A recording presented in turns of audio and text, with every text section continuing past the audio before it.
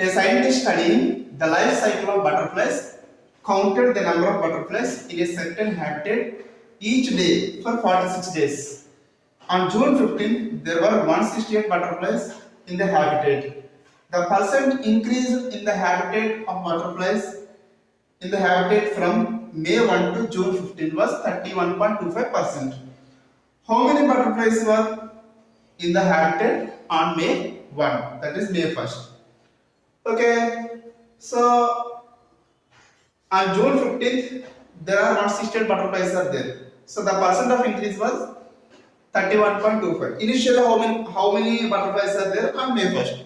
So let us take initially number of butterflies are 100. So what is the percentage of increase? 31.25. How much percentage of increase is nothing but 31.25. So finally, how many butterflies are there on June 15th? So 100. 31.25% means 131.25 butterflies. So this is on May 1st.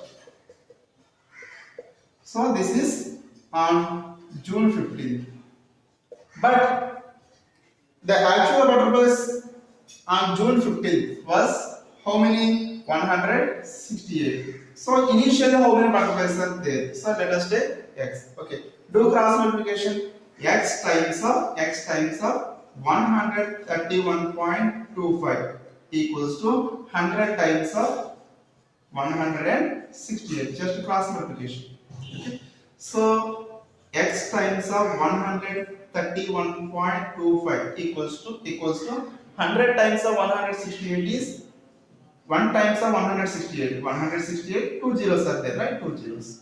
So x equals to 16,800 over 131.25. 131.25. See here, decimal after two numbers are there. So multiply numerator and denominator with 100. 131.25 multiply numerator and denominator with 100.